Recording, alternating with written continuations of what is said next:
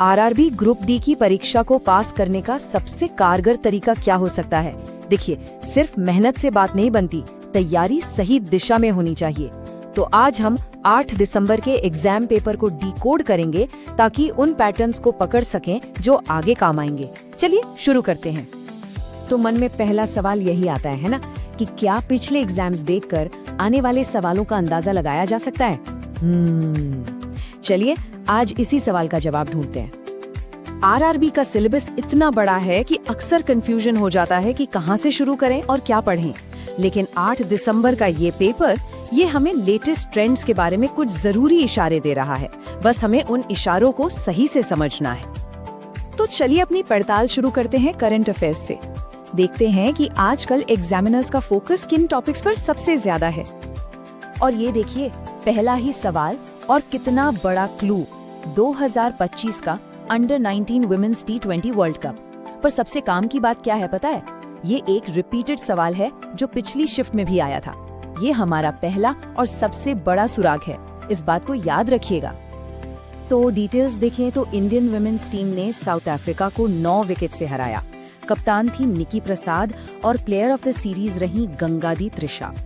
मतलब साफ है कि सिर्फ विनर का नाम जानना काफी नहीं है, मैच के अहम खिलाड़ियों के बारे में भी पूछा जा रहा है। अच्छा, ये नंबर क्या है? 3,794 करोड़। ये रकम है 2025-26 के लिए यूथ अफेयर्स और स्पोर्ट्स मिनिस्ट्री का टोटल बजट। यानी बजट से जुड़े सवाल, ये भी एक जरूरी टॉपिक है। अब इस स्लाइड को देखिए, दोहा डायमंड लीग में नीरज चोपड़ा का बेहतरीन प्रदर्शन। उन्होंने 19.23 मीटर के थ्रो के साथ दूसरा स्थान हासिल किया। और जानते हैं सबसे मजेदार बात, ये सवाल भी रिपीट हुआ था। तो जो पैटर्न हम ढूंढ रहे हैं वो और भी पक्का होता जा रहा है।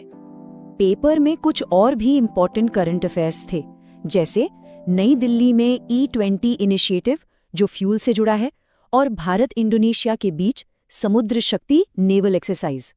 इससे एक बात साफ है, तैयारी में नेशनल इनिशिएटिव से लेकर इंटरनेशनल अफेयर्स तक सब कुछ कवर करना होगा। करंट अफेयर्स में तो सवालों के दोहराए जाने का एक साफ पैटर्न दिख गया, पर क्या साइंस में भी ऐसा ही कुछ है? चलिए अब साइंस के सवालों को थोड़ा करीब से देखते हैं और समझते हैं कि यहाँ किन कॉन्सेप्ट्स पर फोकस करना है। केमिस्ट्री से एक बेसिक सवाल था, कोवेलेंट बॉन्ड। ये बॉन्ड तब बनता है जब एटम्स इलेक्ट्रॉन्स को शेयर करते हैं, जैसा कि कार्बन करता है। और कोई हैरानी की बात नहीं, ये सवाल भी एक रिपीटेड क्वेश्चन था। यानी बेसिक साइंटिफिक प्रिंसिपल्स कितने जरूरी हैं ये समझना होगा। फिजिक्स से एक न्यूमेरिकल था, 2 सिचुएशन दी गई थी और पूछा था कि किसमें ज्यादा फोर्स लगेगा। इसे सॉल्व करने के लिए न्यूटन का दूसरा नियम F=ma इस्तेमाल करना है। कैलकुलेट करने पर पहला फोर्स आता है 12 न्यूटन और दूसरा 10 न्यूटन। और ये बार चार्ट देखिए, रिजल्ट एकदम शीशे की तरह साफ है। 3 किलो वाली वस्तु पर ज्यादा फोर्स लग रहा है, पूरे 12 न्यूटन। तो अगर कॉन्सेप्ट क्लियर है तो ऐसे सवाल स्कोर करने के लिए बेस्ट होते हैं। बायोलॉजी में सवाल सीधे सीधे पौधों और इंसानी शरीर के बेसिक फंक्शन से थे, जैसे पौधों में ऑक्सिन हार्मोन, ह्यूमन बॉडी में फर्टिलाइजेशन और डाइजेशन, और हमारा रिफ्लेक्स एक्शन। मतलब बेसिक बायोलॉजी पर पकड़ मजबूत होनी ही चाहिए। मायोपिया यानी निकट दृष्टि दोष, लीजिए एक और रिपीटेड टॉपिक। इसमें पास की चीजें तो साफ दिखती है लेकिन दूर की धुंधली। अब तो ये पैटर्न बिल्कुल क्रिस्टल क्लियर होता जा रहा है। तो अब हम आते हैं इस पूरे एनालिसिस के सबसे जरूरी हिस्से पर, और वो है रिपीटेड क्वेश्चंस का ये फिनोमिनन। सच कहूं तो तैयारी के लिए ये किसी सोने की खान से कम नहीं है। और ये बात हम हवा में नहीं कह रहे, सोर्स एनालिसिस में ये बात साफ साफ कही गई है। अब जैसा कि देख सकते हैं, ये एक दोहराया गया प्रश्न है। जब भी कोई प्रश्न दोहराया जाएगा मैं उसे पॉइंट आउट करूंगा। ये इस बात का सबूत है कि ये कोई इत्तेफाक नहीं है, ये एक तय पैटर्न है। जरा इस टेबल पर नजर डालिए। Current affairs, biology, physics, chemistry, हर सब्जेक्ट में सवाल सीधे सीधे पिछली शिफ्ट से उठाए गए हैं। ये इस पैटर्न का सबसे ठोस सबूत है जो हमारे सामने है। तो इस पूरी जानकारी से हम अपनी तैयारी का एक क्लियर ब्लूप्रिंट कैसे तैयार कर सकते हैं। देखिए, स्ट्रैटेजी होनी चाहिए स्मार्ट स्टडी की, सिर्फ हार्डवर्क की नहीं। तो एक्शन प्लान क्या होना चाहिए? स्पोर्ट्स न्यूज़ खासकर क्रिकेट और एथलेटिक्स पर खास ध्यान दें। बजट और सरकारी योजनाओं को अच्छे से पढ़ें। साइंस के बेसिक नियमों और बायोलॉजी के कोर कॉन्सेप्ट्स को बिल्कुल पक्का कर लें। और सबसे ज़रूरी बात, पैटर्न को समझने के लिए पिछले सभी एग्जाम पेपर्स का एनालिसिस ज़रूर करें। असल कामयाबी का राज वहीं छुपा है। तो अब सवाल ये उठता है कि इस ब्लूप्रिंट को सामने रखकर तैयारी की शुरुआत कहाँ से की जाएगी? इन ज़रूरी टॉपिक्स में से वो कौन सा टॉपिक है जिसे सबसे पहले मास्टर किया जाएगा? अगला कदम ही कामयाबी की दिशा तय। नमस्कार, आज हम 8 दिसंबर 2025 को हुए आरआरबी ग्रुप डी के एग्जाम पेपर का एक बहुत ही गहरा एनालिसिस करने वाले हैं। लेकिन देखिए, हम सिर्फ सवाल जवाब नहीं देखेंगे, हम इसके पीछे के पैटर्न को समझने की कोशिश करेंगे ताकि तैयारी को और भी स्मार्ट बनाया जा सके। तो ये लेटेस्ट पेपर आखिर हमें सिखाता क्या है? बात सिर्फ ये जानने की नहीं है कि क्या पढ़ना है, बल्कि ये है कि अपनी तैयारी में वो धार कैसे लानी है जो एग्जाम में काम आए। चलिए इसी को डिकोड करते हैं। ठीक है, तो सबसे पहले बात करते हैं उस सेक्शन की जो पेपर में बहुत ज्यादा छाया रहा, यानी कि स्पोर्ट्स और अवार्ड्स। ऐसा लगा कि हाल की सभी बड़ी खेल की घटनाओं पर मजबूत फोकस था। पहला ही उदाहरण देखिए, आईपीएल 2025 का। अब सवाल सिर्फ ये नहीं था कि जीता कौन, जाहिर है आरसीबी, जो अपने आप में एक बड़ी खबर थी। सवाल में ये भी था कि ये उनकी पहली जीत थी, और वो भी रजत पाटीदार की कप्तानी में। बस यही वो एक्स्ट्रा डिटेल है जो बहुत मैटर करती है। अब जरा विंबलडन वाले इस सवाल को देखिए। यहाँ पर सिर्फ विनर्स का नाम जान लेना काफी नहीं था, एग्जाम में रनर्स अप और यहाँ तक कि उनकी नेशनैलिटी के बारे में भी पूछा गया। मतलब ये एक साफ इशारा है कि आपको ऊपरी जानकारी से कहीं ज्यादा गहराई में जाना होगा। और हाँ, ये पैटर्न सिर्फ 1-2 सवालों तक ही नहीं था। स्पोर्ट्स के बड़े अवार्ड्स से लेकर विमेन्स हॉकी एशिया कप के रिजल्ट तक, और तो और टेम्पल्टन प्राइज जैसे नॉन स्पोर्ट्स अवार्ड्स तक, ये एकदम साफ था कि हाल की अचीवमेंट्स की पूरी डिटेल पता होनी चाहिए। तो चलिए अब स्पोर्ट्स के मैदान से निकलकर साइंस की लैब में चलते हैं और देखते हैं कि वहाँ फंडामेंटल कॉन्सेप्ट्स को कैसे टेस्ट किया गया। ये देखिए, एक क्लासिक कंपैरिजन वाला सवाल। पीरियोडिक टेबल की जो बेसिक प्रॉपर्टीज होती है, जैसे कि कौन सा मेटल या नॉन मेटल रूम टेम्परेचर पर लिक्विड होता है, ये पूछा गया था। ये एक सीधा साधा फैक्ट है, लेकिन ऐसा फैक्ट है जिसे लोग अक्सर नजरअंदाज कर देते हैं। एग्जाम में बेसिक फिजिक्स के प्रिंसिपल्स को भी परखा गया, जैसे किसी ऑब्जेक्ट की पोटेंशियल एनर्जी किन फैक्टर्स पे डिपेंड करती है। सवाल सीधा फॉर्मूला और उसके वेरिएबल्स यानी कि मास और हाइट से जुड़ा हुआ था। और ये एक बहुत ही अच्छा उदाहरण है एप्लीकेशन बेस्ड सवाल का। यहाँ सिर्फ फॉर्मूला याद रखना काफी नहीं था, उसे स्टेप बाय स्टेप अप्लाई करना भी आना चाहिए। सबसे पहला स्टेप देखा, किलोमीटर प्रति घंटे को मीटर प्रति सेकंड में बदलना। ये एक ऐसी आम जगह है जहाँ कई लोग चूक जाते हैं। साइंस सेक्शन ने वाकई एक बड़ी रेंज को कवर किया, मतलब सेल स्ट्रक्चर से लेकर कुछ खास केमिकल रिएक्शंस के तयशुदा नतीजों तक। इससे ये बात तो बिल्कुल साफ है कि एक मजबूत और वाइड बेस होना बहुत जरूरी है। तो अब तक हमने ये देख लिया कि क्या पूछा गया था, लेकिन चलिए अब एक कदम और आगे बढ़ते हैं। आइए ये समझने की कोशिश करते हैं कि सवाल कैसे पूछे गए थे, ताकि हम एग्जामिनर के माइंडसेट को पकड़ सकें। यहाँ एक बहुत ही जरूरी सुराग मिलता है।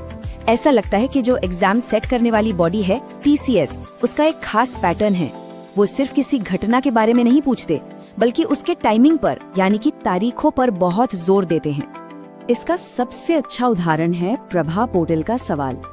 सवाल ये नहीं था कि ये पोर्टल क्या काम करता है, बल्कि ये था कि इसे लॉन्च किस महीने में किया गया था।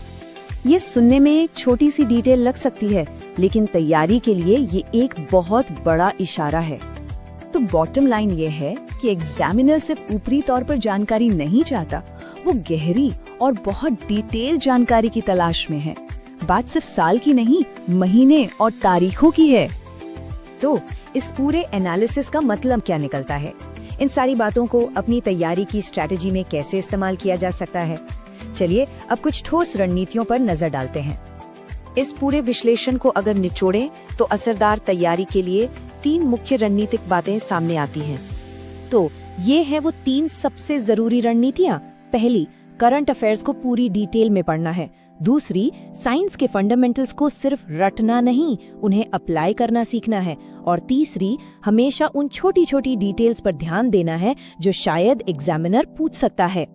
तो अब जब आप अपनी स्टडी प्लान पर वापस जाएं, तो एक बार खुद से जरूर पूछें, आज की इस बातचीत में से ऐसी कौन सी एक बात है जो मेरी तैयारी करने के तरीके को सबसे ज्यादा बदलने वाली है। उस एक बदलाव के बारे में सोचें जो शायद सबसे बड़ा फर्क ला सकता है। आरआरबी ग्रुप डी की परीक्षा क्रैक करनी है तो एक बात समझ लीजिए, सिर्फ मेहनत से काम नहीं चलेगा, तैयारी स्मार्ट होनी चाहिए। नमस्कार, आज हम 8 दिसंबर को हुई तीसरी शिफ्ट के पेपर को पूरी तरह से डिकोड करने वाले हैं। हम उन पैटर्न्स को पकड़ेंगे जो आपकी तैयारी को एक नई सही दिशा दे सकते हैं। तो सबसे बड़ा सवाल, 8 दिसंबर की परीक्षा में आखिर आया क्या था? चलिए एक एक करके हर सवाल की परतें खोलते हैं और समझते हैं कि एग्जाम का ट्रेंड आखिर जा किस तरफ रहा है, ताकि आने वाले हर चैलेंज के लिए हम और आप पूरी तरह से तैयार रहें। शुरुआत करते हैं करंट अफेयर्स से। देखिए, ये वो सेक्शन है जो हमें बताता है कि एग्जामिनर क्या सोच रहा है, देश और दुनिया में चल रही कौन सी खबरें उसकी नजरों में सबसे ज्यादा महत्वपूर्ण हैं। तो एक बहुत बड़ा सवाल आया करप्शन परसेप्शन इंडेक्स 2024 पर, जिसमें भारत की रैंक पूछी गई थी और सही जवाब है 96वां। इससे एक बात तो साफ है कि जितने भी ग्लोबल इंडेक्स हैं उनमें भारत की क्या पोजीशन है ये जानना बहुत जरूरी है। लेकिन रुकिए, सिर्फ रैंक याद करने से काम नहीं चलेगा। ये इंडेक्स फरवरी 2025 में आया, इसे ट्रांसपेरेंसी इंटरनेशनल जारी करता है। भारत का स्कोर 38 था और डेनमार्क इसमें टॉप पर था। सवाल इन छोटी छोटी डिटेल से भी बन सकता है, इसलिए तैयारी हमेशा गहरी होनी चाहिए। अब आते हैं खेल की दुनिया पर। फ्रेंच ओपन 2025 से सीधा सवाल था। मेंस सिंगल्स में कार्लोस अल्कराज जीते और विमेन सिंगल्स में कोको गॉफ। यहाँ ध्यान देने वाली बात यह है कि सिर्फ विनर का नाम नहीं बल्कि रनर अप कौन था ये भी पता होना चाहिए। और देखिए, करंट अफेयर्स का दायरा कितना फैला हुआ था।